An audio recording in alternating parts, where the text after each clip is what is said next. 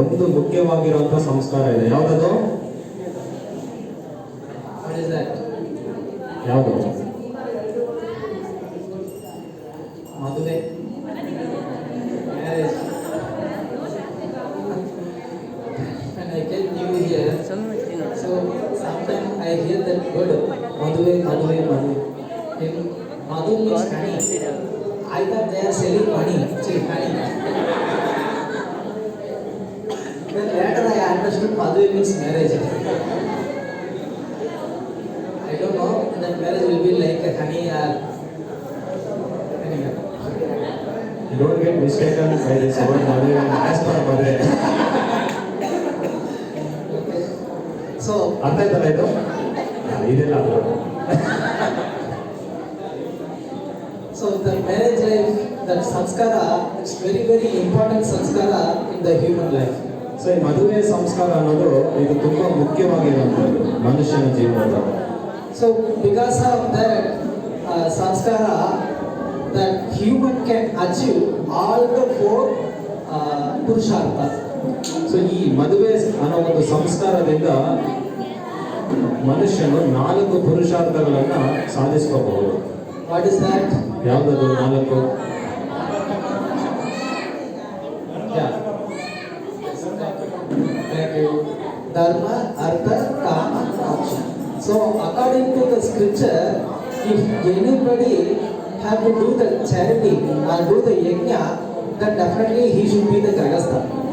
That brahmachari or sannyasi, they are not allowed to do the any charity or yajna. Okay, ಶಾಸ್ತ್ರಗಳ ಅನುಸಾರವಾಗಿ ಶಾಸ್ತ್ರಗಳ ಪ್ರಕಾರ ಯಾರಾದರೂ ದಾನ ಧರ್ಮಗಳನ್ನು ಮಾಡಬೇಕಂದ್ರೆ ಅವರು ಖಂಡಿತವಾಗ್ಲಿ ಗೃಹಸ್ಥರಾಗಿರ್ಬೇಕಂತೆ. ಅದೇ ಒಬ್ಬ ಸನ್ಯಾಸಿ ಅಥವಾ ಬ್ರಹ್ಮಚಾರಿ ಆಗಿರುವಂಥವರು ಅವರು ದಾನ ಧರ್ಮಗಳನ್ನು ಮಾಡೋದಕ್ಕಾಗಲ್ಲ. ಹಾಗಾಗಿ ದಾನ ಧರ್ಮ ಮಾಡಬೇಕಂದ್ರೆ ಅವರು ಖಂಡಿತವಾಗಿ ಗೃಹಸ್ಥರಾಗಿರ್ಬೇಕು. So brahmachari means only taking. Very happy we are. So ಬ್ರಹ್ಮಚಾರಿಗಳು ಅಂದ್ರೆ ಅವರು ಗೃಹಸ್ಥರನ್ನ ಆಧಾರ ಮಾಡಿಕೊಂಡು ಅವರು ಬದುಕ್ತಾರೆ. Okay. So through that human being, if they want to achieve that purushartha, dharma, artha, kama, moksha, this marriage life will be very very much helpful to them. So ಯಾರು ಈ 4 ಪುರುಷಾರ್ಥಗಳನ್ನ ಸಾಧಿಸಬೇಕು ಅಂತಿದ್ದಾರೋ ಧರ್ಮ, ಅರ್ಥ, ಕಾಮ, ಮೋಕ್ಷ, ಸೊ ಅವರಿಗೆ ಈ ಮದುವೆ ಜೀವನ ಅನ್ನೋದು ತುಂಬಾ ಸಹಾಯಕರವಾಗಿದೆ. So dharma means there are many, giving charity, helping others, giving food, giving prayers, like that. Many are there. ಧರ್ಮ ಅಂದ್ರೆ ದಾನ ಧರ್ಮ ಅಂದ್ರೆ ಬೇರೆಯವರಿಗೆ ಬಟ್ಟೆ ಕೊಡೋದು, ಊಟ ಕೊಡೋದು, ಸಹಾಯ ಮಾಡೋದು, ಈ ರೀತಿ ಇರುತ್ತೆ. So that kind of dharma has to follow by the grahasthas. So ಇಂತಹ ದಾನ ಧರ್ಮಗಳು ಗೃಹಸ್ಥರು ಮಾಡಬೇಕಾಗುತ್ತೆ. Not only that, they have to earn money according to dharma. ಇದಿಷ್ಟೇ ಅಲ್ಲ, ಅವರು ಗಳಿಸುವಂತ ಹಣ ಕೂಡ ಧರ್ಮಬದ್ಧವಾಗಿ ಅವರು ಹಣವನ್ನು ಗಳಿಸಬೇಕು. So after dharma, what is next? ಧರ್ಮ ಅಂದ್ರೆ ಯಾವ್ದು ಬರುತ್ತೆ?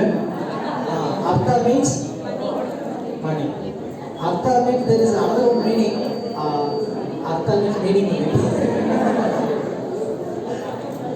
ಅರ್ಥ ಅಂದ್ರೆ ಅರ್ಥನೇ. So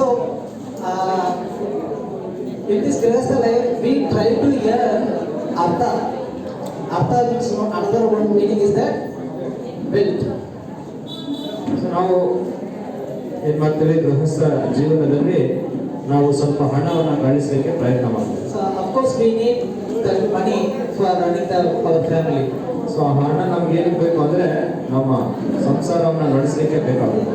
Not only that, we have to give, we have to take care other 3 varnas, ashram, brahmachari, vanapastha, sannyasi. All 3 you only have to take care. So ನಾವು ನಮ್ಮ ಸಂಸಾರವನ್ನು ಮಾತ್ರ ನಡೆಸೋದಲ್ಲ, ನಾವು ಗಳಿಸುವಂತ ಹಣದಿಂದ ಬೇರೆ 3 ವರ್ಗದ ಜನರನ್ನು ಕೂಡ ನಾವು ನೋಡ್ಕೋಬೇಕು. ಯಾರು? ಬ್ರಹ್ಮಚಾರಿ, ವಾನಪ್ರಸ್ಥ, ಸನ್ಯಾಸಿ. So suppose you are earning 100 rupees. In that 100 rupees, 25 rupees only for you. Other 75 rupees only for charity. ನೀವು 100 ರೂಪಾಯಿ ಸಂಪಾದನೆ ಮಾಡಿದ್ರೆ ಅದು 25 ರೂಪಾಯಿ ಮಾತ್ರ ನಿಮಗೆ, ಮಿಕ್ಕಿದ 75 ರೂಪಾಯಿ ಯಾರಿಗೆ? ಬ್ರಹ್ಮಚಾರಿ, ವಾನಪ್ರಸ್ಥ, ಸನ್ಯಾಸಿ. I am one of the shareholder. Don't forget. ಹಿಂಗೆ ಅಂತ ಗೊತ್ತಿದ್ರೆ ಮದುವೆನೇ ಆಗ್ತಾರೆ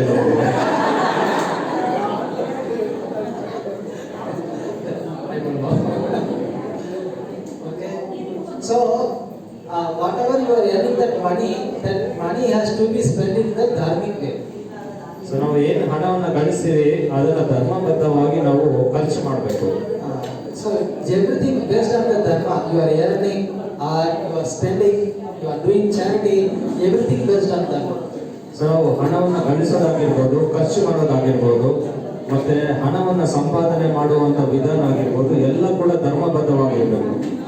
So then after artha, what is? Yeah, that whatever your desire, then you can fulfill that, no problem. So ನಮಗೆ ಅರ್ಥ ಅಂದ್ರೆ ಹಣ ಗಳಿಸಿದಾದ್ಮೇಲೆ ನಮ್ಗಿರುವಂತ ಆಸೆ ಆಕಾಂಕ್ಷೆಗಳನ್ನು ನಾವು ಪೂರೈಕೆ ಮಾಡ್ತೀವಿ. So the marriage life was giving that license that you can enjoy that your desire. So ಈ ಗೃಹಸ್ಥ ಜೀವನ ಅನ್ನೋದು ಏನ್ ಮಾಡುತ್ತೆ ಅಂದ್ರೆ ನಮ್ಮ ಆಸೆ ಆಕಾಂಕ್ಷೆಗಳನ್ನ ಒಂದು ತಕ್ಕ ಮಟ್ಟಿಗೆ ಪೂರೈಕೆ ಮಾಡಿಕೊಳ್ಳುವಂತ ಒಂದು ಅವಕಾಶವನ್ನು ಕೊಡುತ್ತೆ. At the same time, we should not think that we have a license, so we can enjoy in our own way. No problem like that. ಹಾಗಾಗಿ ನಮಗೆ ಗೃಹಸ್ಥಾಶ್ರಮದಲ್ಲಿ ಬಂದ್ಬಿಟ್ಟಿದ್ದೀವಿ, ನಾವು ಹಣ ಎಷ್ಟು ಬೇಕಾದ್ರೂ ಗಳಿಸ್ಬೋದು. ಸೊ ನಾವು ಹಣ ಗಳಿಸ್ಕೊಂಡೆ ಅದರಲ್ಲೇ ಮುಳುಗೋಗ್ಬಿಡೋಣ ಅನ್ನೋದು ತಪ್ಪು. In Bhagavad Gita 3rd chapter, Prabhupada is saying in one purport, even though there is a very wonderful pathway, highly secured pathway, in that road also you can't drive like a 200 km speed. Even there also possibilities for accident. So Bhagavadgita 3ನೇ ಅಧ್ಯಾಯದಲ್ಲಿ ಶ್ರೀಲ ಪ್ರಭುಪಾದರು ಏನು ಹೇಳ್ತಾರೆ ಅಂದ್ರೆ, ಅಲ್ಲಿ ಒಂದು ಉದಾಹರಣೆ ಕೊಡ್ತಾರೆ. ಏನಂದ್ರೆ, ಈಗ ಒಂದು ರಸ್ತೆ ಇದೆ ಅನ್ಕೊಳ್ಳಿ, ಆ ರಸ್ತೆ ಅದು ತುಂಬಾ ಸುರಕ್ಷಿತವಾಗಿರುವಂತ ರಸ್ತೆ, ಅದರಲ್ಲಿ ರಸ್ತೆ ರೋಡ್ ಚೆನ್ನಾಗಿರುತ್ತೆ, ಎಲ್ಲ ಚೆನ್ನಾಗಿರುತ್ತೆ. ಸೊ ಅಂತಹ ಸುರಕ್ಷಿತವಾಗಿರುವಂತ ರಸ್ತೆಯಲ್ಲಿ ಕೂಡ ನಾವು 200 ಕಿಲೋಮೀಟರ್ ಸ್ಪೀಡಲ್ಲಿ ಹೋದ್ರೆ ಅಲ್ಲೂ ಕೂಡ ಅಪಘಾತ ಇರುತ್ತೆ. So that's why this Grihastha life, it's very responsible life. ಅದಕ್ಕೆ ಈ ಗೃಹಸ್ಥ ಜೀವನ ಅನ್ನೋದು ತುಂಬಾ ಜವಾಬ್ದಾರಿಯಿಂದ ಕೂಡಿರುವಂತ ಜೀವನ. So following this dharma, artha, kama, then naturally that person will progress to moksha. So ಹೀಗೆ ಧರ್ಮ ಅರ್ಥ ಕಾಮ ಇದನ್ನ ಸರಿಯಾಗಿ ಧರ್ಮಬದ್ಧವಾಗಿ ಪಾಲನೆ ಮಾಡ್ತಾ ಬಂದ್ರೆ ಅವ್ರೇನ್ ಮಾಡ್ತಾರೆ, ಹಂತ ಹಂತವಾಗಿ ಮೋಕ್ಷದ ಹಂತಕ್ಕೆ ಹೋಗ್ತಾರೆ ಅಂತ. So in Bhagavad Gita 4 and 5th chapter, very nicely explaining that just being in the household life, you can achieve that self-realization. The sages who are doing the tapasya for 10,000 years, you will achieve just by living in the home. Living in the home. So Bhagavad Gita 5ನೇ ಅಧ್ಯಾಯದಲ್ಲಿ ಹೇಳುತ್ತೆ, ಗೃಹಸ್ಥ ಜೀವನದಲ್ಲಿದ್ದು ಶಾಸ್ತ್ರಗಳ ಅನುಸಾರವಾಗಿ ಜೀವನವನ್ನು ನಡೆಸಿದ್ದೆ ಆದರೆ ಮೋಕ್ಷದ ಅನುಭವ ಆಗುತ್ತದೆ. ಸೊ ಈ ಮೋಕ್ಷದ ಅನುಭವ ದೊಡ್ಡ ದೊಡ್ಡ ತಪಸ್ವಿಗಳಿಗೆ ಸಿಗೋದಿಲ್ಲ. So how just by living the family life, we are getting that kind of realization, self-realization. So ಹೇಗೆ ನಾವು ಗೃಹಸ್ಥ ಜೀವನವನ್ನು ನಡೆಸ್ಕೊಂಡು ಅಂತಹ ಒಂದು ಜ್ಞಾನೋದಯದ ಸ್ಥಿತಿಗೆ ಹೋಗೋದು ಅಂತ ಹೇಗೆ? How is it possible? Just living in the home, living the family life as a grihastha. ಹೇಗೆ ನಾವು ಮನೆಯಲ್ಲಿ ಇಟ್ಕೊಂಡು ಗೃಹಸ್ಥರಾಗಿ ಇಟ್ಕೊಂಡು ಹೇಗೆ ಆ ಒಂದು ಹಂತಕ್ಕೆ ಆ ಒಂದು ಮಟ್ಟಕ್ಕೆ ಇರೋದು ಸಾಧ್ಯ? Is it possible? ಸಾಧ್ಯ ಇದೆಯಾ? ಇದೆಯಾ? How? Then tell. Haribo. Chanting. Our devotees by chanting they will liberate others.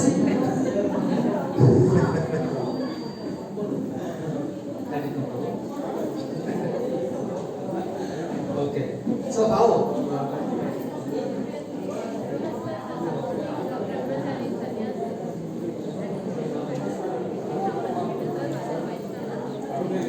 Okay. Yeah. Good. But technically I will explain how that process is achieve that self-realization. So ನಾನೀಗ ಹೇಳ್ತೀನಿ, ಹೇಗೆ ಗೃಹಸ್ಥರಾಗಿದ್ದುಕೊಂಡು ನಾವು ನಮ್ಮ ಮನುಷ್ಯ ಜನ್ಮವನ್ನು ಸಾರ್ಥಕ ಮಾಡ್ಕೊಳ್ಳೋದು ಅಂತ.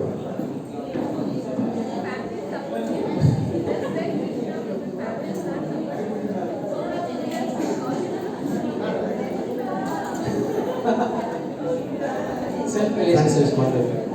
This is not self-realization. Okay. So, see, self-realization means you will know about yourself. Self realisation ಅಂದರೆ ಆತ್ಮ ಸಾಕ್ಷಾತ್ಕಾರ ಅಲ್ಲ. ಆತ್ಮ ಸಾಕ್ಷಾತ್ಕಾರ You will know yourself. ಆತ್ಮ ಸಾಕ್ಷಾತ್ಕಾರ ಮಾಡ್ಕೊಳ್ಳೋದು ಅಂದ್ರೆ ಏನಂದ್ರೆ ನಾವು ಯಾರು ಅಂತ ನಮ್ಗೆ ಅರ್ಥ ಆಗುತ್ತೆ. So, to know yourself, you able to see yourself. So ನಾವು ಯಾರು ಅಂತ ನಾವು ತಿಳ್ಕೊಬೇಕಂದ್ರೆ ಮೊದಲು ನಾವು ಯಾರು ಅಂತ ನಮ್ಮನ್ನ ನಾವು ನೋಡ್ಕೋಬೇಕು. So now are you able to see yourself?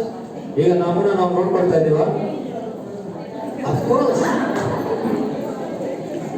Every day we are seeing in the mirror. So ಪ್ರತಿದಿನ ನಾವು ಕನ್ನಡಿ ಮುಂದೆ ನಿಂತ್ಕೊಂಡಾಗ ನಮ್ಮನ್ನ ನಾವು ನೋಡ್ಕೊಳ್ತೀವಿ. Then you are self-realized. So ನಾವೆಲ್ಲರೂ ಆತ್ಮ ಸಾಕ್ಷಾತ್ಕಾರಿಗಳಲ್ವಾ? That is not a real seeing. Real seeing is that yourself, the soul, that you have to see. So ನಮ್ಮನ್ನ ನಾವು ನೋಡ್ಕೊಳ್ಳೋದು ಅಂದ್ರೆ ಏನಂದ್ರೆ ಈ ದೇಹದ ಮಟ್ಟದಲ್ಲಿ ನೋಡ್ಕೊಳ್ಳೋದಲ್ಲ. So now ನಾವು ಆತ್ಮದ ಮಟ್ಟದಲ್ಲಿ ನಮ್ಮನ್ನ ನಾವು ನೋಡ್ಕೋಬೇಕು. Now we are not able to see because the soul is covered by other layers. ಈಗ ಏನಾಗಿದೆ, ನಾವು ನಮ್ಮ ಆತ್ಮವನ್ನ ಯಾಕೆ ನೋಡೋಕ್ಕಾಗ್ತಾ ಇಲ್ಲ ಅಂದ್ರೆ ನಮ್ಮ ಆತ್ಮ ಏನಾಗಿದೆ, ಮುಚ್ಚಲ್ಪಟ್ಟಿದೆ, ಮುಚ್ಕೊಂಡ್ಬಿಟ್ಟಿದೆ. ಏನ್ ಮುಚ್ಕೊಂಡಿದೆ ಅದು ಹೇಳ್ತಾರೆ, ಪರದೆಗಳು ಏನಂತಾರೆ, ಲೇಯರ್ಸ್. ಆ ಪರದೆ ಲೆಕ್ಕದಲ್ಲಿ ಮುಚ್ಕೊಂಡಿದೆ. Okay. So the soul, the first covering is that lust. So ಈ ಆತ್ಮಕ್ಕಿರುವಂತಹ ಮೊದಲನೇ ಪರದೆ ಏನು ಅಂದ್ರೆ ಕಾಮ. Then next covering is that intelligence. ಎರಡನೇ ಬಂದು ಬುದ್ಧಿ. Third covering is mind. ಮೂರನೇ ಬಂದು ಮನಸ್ಸು. Then fourth covering is this body. ನಾಲ್ಕನೇ ಬಂದು ದೇಹ. So now you are able to see yourself like you are a body like that. So ಈಗ ಸದ್ಯಕ್ಕೆ ನಮ್ಮನ್ನ ನಾವು ನೋಡ್ಕೊಂಡ್ರೆ ನಮ್ಮ ದೇಹವನ್ನು ನಾವು ನೋಡ್ತೀವಿ ಅಷ್ಟೇ.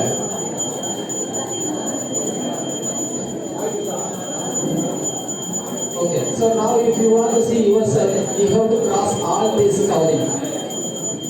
ಸೊ ಈಗ ನಿಜವಾಗಿರುವಂತ ನಮ್ಮನ್ನ ನಾವು ನೋಡ್ಕೋಬೇಕು ಅಂದ್ರೆ ಈ ನಾಲ್ಕು ಪರದೆಗಳನ್ನು ದಾಟಿ ನಾವು ನೋಡ್ಕೋಬೇಕು. So crossing means you have to purify all this covering. ಈ ನಾಲ್ಕು ಪರದೆಗಳನ್ನ ದಾಟೋದಂದ್ರೇನು, ನಮ್ಮನ್ನ ನಾವು ಶುದ್ಧೀಕರಣಗೊಳಿಸ್ಕೋಬೇಕು. So that is what Prabhupada is saying in that 18.5 purport that Grahastha life is the best process for purification. ಅದನ್ನೇ ಭಗವದ್ಗೀತೆ 18ನೇ ಅಧ್ಯಾಯ 5ನೇ ಶ್ಲೋಕದಲ್ಲಿ ಪ್ರಭುಪಾದರು ಹೇಳ್ತಾ ಇರೋದು, ಗೃಹಸ್ಥ ಜೀವನದಲ್ಲಿ ಈ ಒಂದು ಶುದ್ಧೀಕರಣ ಪ್ರಕ್ರಿಯೆ ಮಾಡ್ಕೊಳ್ಳೋದಕ್ಕೆ ಗೃಹಸ್ಥ ಜೀವನ ಅನ್ನೋದು ತುಂಬಾ ಒಂದು ಸರಿಯಾಗಿರುವಂತ ಮತ್ತೆ ಉತ್ತಮವಾಗಿರುವಂತ ಆಶ್ರಮ ಅಂತ. You have to purify your body. Then after the body, what is the next covering?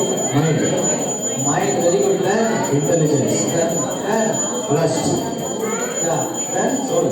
yeah. Then you will realize. Okay.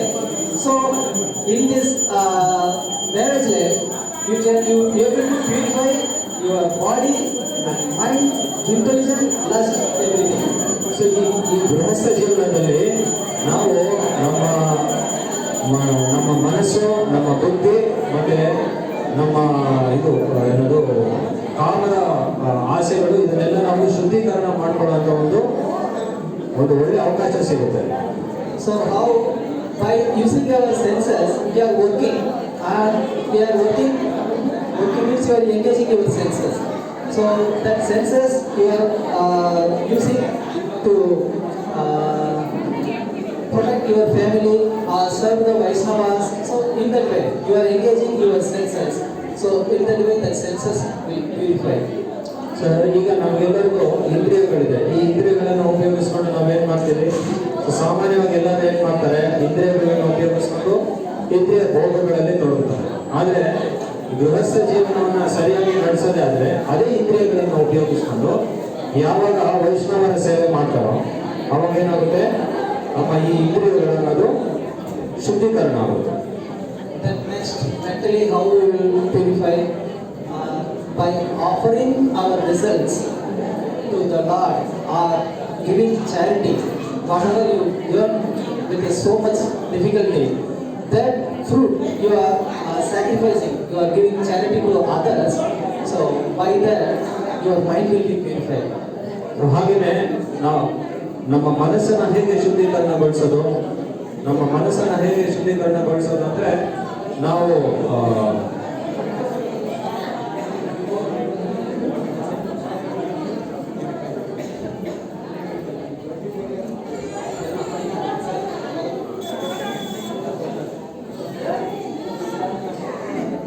Okay, so ನಮ್ಮ ಮನಸ್ಸನ್ನ ನಾವು ಹೇಗೆ ಶುದ್ಧೀಕರಣಗೊಳಿಸೋದು ಅಂದ್ರೆ ಈಗ ನಾವು ನಮ್ಮ ಮನಸ್ಸನ್ನ ಕೃಷ್ಣನ ಸೇವೆಯಲ್ಲಿ ತೊಡಗಿಸೋದು ಅಂತ.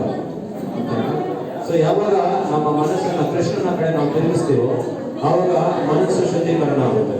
ಅಷ್ಟೇ ಅಲ್ಲ, ನಾವು ಉದಾಹರಣೆಗೆ ನಮ್ಮ ಜೀವನದಲ್ಲಿ ತುಂಬಾ ಕಷ್ಟಪಟ್ಟು ಹಣವನ್ನು ಗಳಿಸಿರ್ತೀವಿ. ಆ ಹಣವನ್ನ ಸ್ವಲ್ಪ ಸ್ವಲ್ಪ ಸ್ವಲ್ಪ ಭಾಗದಷ್ಟು ಹಣವನ್ನು ನಾವು ಯಾವಾಗ ಭಗವಂತನ ಸೇವೆಗೆ ಕೊಡ್ತೀವಿ ಅವಾಗ ಏನಾಗುತ್ತೆ, ಅದರಲ್ಲೂ ಕೂಡ ನಮ್ಮ ಮನಸ್ಸಿಗೆ ತುಂಬಾ ಶುದ್ಧೀಕರಣ ಆಗುತ್ತೆ. Then how our intelligence will purify? ಹಾಗೆ ನಮ್ಮ ಬುದ್ಧಿಯನ್ನು ನಾವು ಹೇಗೆ ಶುದ್ಧೀಕರಣಗೊಳಿಸ್ಕೋಬೇಕು? By reading the scripture, understanding that I am not this body and the soul and the family relatives, really we won't keep our attachment towards the family members. ಬುದ್ಧಿಯನ್ನು ಹೇಗೆ ನಾವು ಶುದ್ಧೀಕರಣಗೊಳಿಸೋದು? ಶಾಸ್ತ್ರಗಳನ್ನು ಓದೋದ್ರ ಮೂಲಕ. ಶಾಸ್ತ್ರಗಳನ್ನು ಓದಿ ನಾನಂದ್ರೆ ದೇಹ ಅಲ್ಲ, ನಾನಂದ್ರೆ ಆತ್ಮ, ನನ್ನ ನಿಜವಾದ ಬಂಧುಗಳು ಯಾರು, ನಾನು ಯಾಕೆ ಇಲ್ಲಿದ್ದೀನಿ. ಸೊ ಈ ರೀತಿ ನಾವು ಅರ್ಥ ಮಾಡ್ಕೊಳ್ಳೋದ್ರಿಂದ ಶಾಸ್ತ್ರಗಳನ್ನು ಓದಿ ನಮ್ಮ ಬುದ್ಧಿ ಶುದ್ಧೀಕರಣ ಆಗುತ್ತೆ. Then last is lust, that will take so much time to purify, but somehow how much we are strong, that will purify also. ಕೊನೆಯದಾಗಿ ನಮ್ಮ ಕಾಮದ ಬಯಕೆಗಳನ್ನು ನಾವು ಶುದ್ಧೀಕರಣಗೊಳಿಸ್ಕೋಬೇಕು. ಸೊ ಅದು ಕೂಡ ಭಕ್ತಿ ಸೇವೆ ಮಾಡೋದ್ರಿಂದ ಅದು ಕೂಡ ನಾವು ಶುದ್ಧೀಕರಣಗೊಳಿಸ್ಕೋಬಹುದು. So in that way, the marriage life is helping you to purify yourself and helping to achieve the self-realization. So ಹೀಗೆ ಈ ಗೃಹಸ್ಥ ಜೀವನ ಅನ್ನೋದು ನಮ್ಮನ್ನು ಶುದ್ಧೀಕರಣಗೊಳಿಸಿ ನಮಗೆ ಆತ್ಮ ಸಾಕ್ಷಾತ್ಕಾರ ಕಡೆಗೆ ಸಹಾಯ ಮಾಡುತ್ತದೆ. Yeah. So Yeah. that's what, that's the glorification of the marriage life. ಅದು ಅಂದರೆ ಮದುವೆ ಮತ್ತೆ ಗೃಹಸ್ಥ ಜೀವನ ಅಂದರೆ ಅದರಲ್ಲಿರುವಂಥ ಶಾಸ್ತ್ರದಲ್ಲಿ ಅದಕ್ಕಿರುವಂಥ ಯಾಕೆ ಅದನ್ನು ಕೊಟ್ಟಿದ್ದಾರೆ ಅನ್ನೋದಕ್ಕೆ ಇದೆ. ಇಷ್ಟೊತ್ತು ನಾವು ಹೇಳಿದ್ವಿ. So we don't have more time because Prabhupada date is coming. We have to receive that. ನಮಗೆ ಹೆಚ್ಚು ಸಮಯ ಇಲ್ಲ. ಈಗ ಶ್ರೀಲ ಪ್ರಭುಪಾದರು ಬರ್ತಾ ಇದ್ದಾರೆ. ಸೊ ನಾವು ಅವರನ್ನು ಸ್ವಾಗತ ಮಾಡಬೇಕು. Just I will tell the type of marriage, then we'll conclude our class. So ಈಗ ನಾವು ಮದುವೆಯಲ್ಲಿ ಎಷ್ಟು ವಿಧಗಳಿದೆ ಅನ್ನೋದನ್ನ ಚರ್ಚೆ ಮಾಡಿಬಿಟ್ಟು ನಾವು class ಮುಗಿಸ್ತೀವಿ. According to Manusastra, there are 8 type of marriages are there. So ಶಾಸ್ತ್ರಗಳ ಪ್ರಕಾರ 8 ರೀತಿಯಾಗಿರುವಂಥ ಮದುವೆಗಳಿದೆ. The first one is Brahma marriage. Brahma. ಮೊದಲನೇದು ಬ್ರಹ್ಮ ಮ್ಯಾರೇಜ್, ಮದುವೆ. ದೈವ. Arsha. Arsha means rishis. ಆರ್ಷ ಅಂದ್ರೆ ಋಷಿ. Arsha. Then Prajapatya, then Gandharva, then Asura, then Rakshasa, then Pishasha.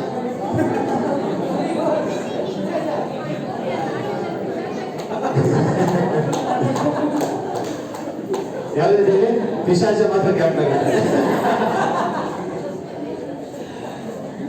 So like that 8 type of marriages there. So ಹೀಗೆ ಪ್ರಭು ಹೇಳಿದ್ದಾನೆ 8 ವಿಧವಾಗಿರುವಂಥ ಮದುವೆಗಳಿರುತ್ತೆ. Don't worry, nobody will blame you. That is said in Shastra. Okay, that is in Manusmriti. So Brahma marriage means that Brahmana, that boy who completed his Vedic education, then that boy will approach any same Brahmana family. He can ask like that, I completed my study, so now I am eligible for the marriage. Like that he can ask.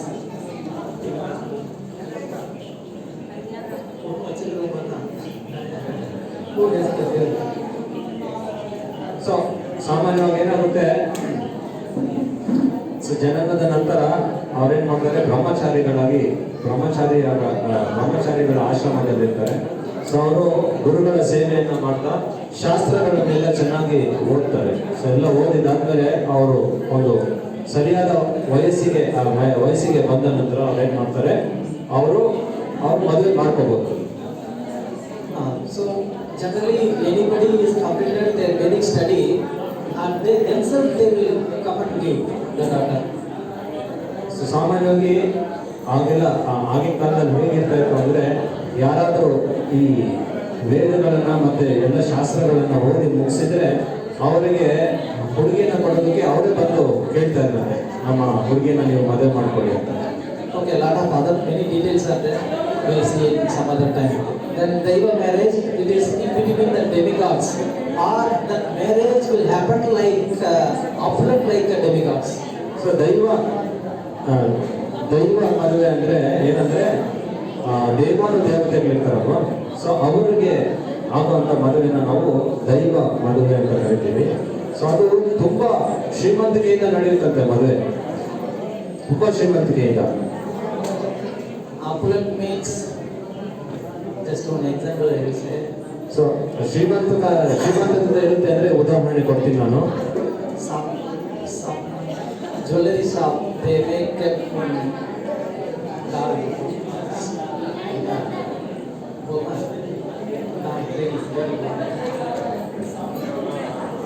they will decorate with all the jewelers like that. So ಉದಾಹರಣೆ ಹೇಗಂದ್ರೆ, ನೀವು ಯಾವ್ದಾದ್ರು ಚಿನ್ನಾಭರಣ ಕೊಂಡ್ಕೊಳ್ಳೋ ಅಂಗಡಿಗೆ ಹೋದ್ರೆ ಅಲ್ಲಿ ಒಂದು ಬೊಂಬೆನ ನಿಲ್ಸಿರ್ತಾರೆ. ಆ ಬೊಂಬೆನ ನಿಲ್ಸ್ಬಿಟ್ಟು ಅವರ ಅಂಗಡಿಯಲ್ಲಿರುವಂಥದ್ದನ್ನೆಲ್ಲ ಹಾಕಿರ್ತಾರೆ. ಅದಕ್ಕೆ ನಮ್ಮ ಹತ್ರ ಏನೇನು ವೆರೈಟಿ ಇದೆ ಆ ಥರ ಇರುತ್ತೆ. Then jewels from the girl side they would put, the boy will give all the jewels. Last get that hand. So ಈ ಚಿನ್ನಾಭರಣಗಳೆಲ್ಲ ಅಲ್ಲಿ ಮೇಲೆ ದೇವತೆಗಳಿಗೆ ಹುಡುಗನ ಕಡೆ ಅವ್ರು ಕೊಡ್ತಾರೆ. So that is what Daiva marriage. So ದೇವತೆಗಳ ಮದುವೆ ಅಂದ್ರೆ ಹೀಗಿರುತ್ತೆ. Then next Arsha. Arsha means rishis. ಮೂರನೇದು ಬಂದು ಆರ್ಷ ಮದುವೆ ಅಂದ್ರೆ, ಆರ್ಷ ಅಂದ್ರೆ ಋಷಿಗಳು. Then rishis they will get married. They can go and ask even the king also. That is allowed. So ಋಷಿಗಳ ಮದುವೆ ಹೇಗಿರುತ್ತೆ ಅಂದ್ರೆ, ಅವರು ರಾಜರನ್ನ ನೇರವಾಗಿ ಹೋಗಿ ಕೇಳ್ತಾ ಇದ್ದಾರೆ, ನಿಮ್ಮ ಮಗಳನ್ನ ಕೊಟ್ಟು ನಮಗೆ ಮದುವೆ ಮಾಡಿ. So you can see some stories from Bhagavatam also. ಭಾಗವತದಲ್ಲಿ ಕೂಡ ನೀವು ಇಂಥ ಒಂದು ಕೆಲವು ಲೀಲೆಗಳನ್ನ ನೋಡ್ಬೋದು. There is a one rishi name called Shavana. So that rishi went and asked one king, not one girl, 50 girl. ನೀವು ಭಾಗವತದಲ್ಲಿ ಇದೆ ಒಂದು ಉದಾಹರಣೆ, ಅದೇನಂದ್ರೆ ಶ್ರವಣ ಅನ್ನೋ ಒಬ್ಬ ಋಷಿ ಇರ್ತಾರೆ. ಅವರು ಹೋಗಿ ರಾಜನನ್ನ ಕೇಳ್ತಾರೆ. ರಾಜನನ್ನ ಕೇಳಿ ರಾಜನಿಗೆ 50 ಪುತ್ರಿಗಳನ್ನ ನಮಗೆ ಕೊಟ್ಟು ಮದುವೆ ಮಾಡಿ. Okay, then next Prajapatya. Prajapatya is amongst the Prajapatis. So ಪ್ರಜಾಪತಿಯ ಮದುವೆ ಅಂದ್ರೆ ಪ್ರಜಾಪತಿಗಳಲ್ಲಿ ನಡೆಯುವಂತ ಮದುವೆ. Then Gandharva marriage. Gandharva means modern day example is that now boys and girls without informing their parents they are going and getting marriage. So that is called Gandharva marriage. ಗಂಧರ್ವ ಮದುವೆ ಅಂದ್ರೆ ಹೇಳಿದೆ ಮದುವೆ ಮಾಡ್ಕೊಳ್ಳೋದು ಅಂತ. Then Asura marriage. ಅಸುರ ಅಂದ್ರೆ ರಾಕ್ಷಸರ ಮದುವೆಗಳು. Asura marriage means that girl will have the he is more eligible than the boy. So that boy will forcefully marry that girl. So that is called Asura marriage. So ಹಸುರರ ಮದುವೆಯಲ್ಲಿ ಹೇಗಿರುತ್ತೆ ಅಂದ್ರೆ, ಹುಡುಗಿಯನ್ನು ಹುಡುಗನಿಗಿಂತ ಹೆಚ್ಚು ಪಾಂಡಿತ್ಯ ಹೊಂದಿರ್ತಾರೆ. ಸೊ ಹಾಗಾಗಿ ಹುಡುಗನನ್ನ ಬಲವಂತದಿಂದ ಮದುವೆ ಮಾಡ್ತಾರೆ. Okay, Prabhupada arrived. Thank you very much. Hare Krishna.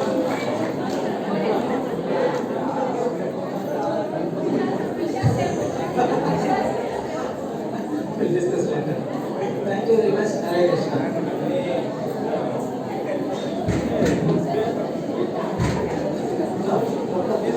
So ಈಗ ಪ್ರಭುಪಾದರು ಬರ್ತಾ ಇದ್ದಾರೆ.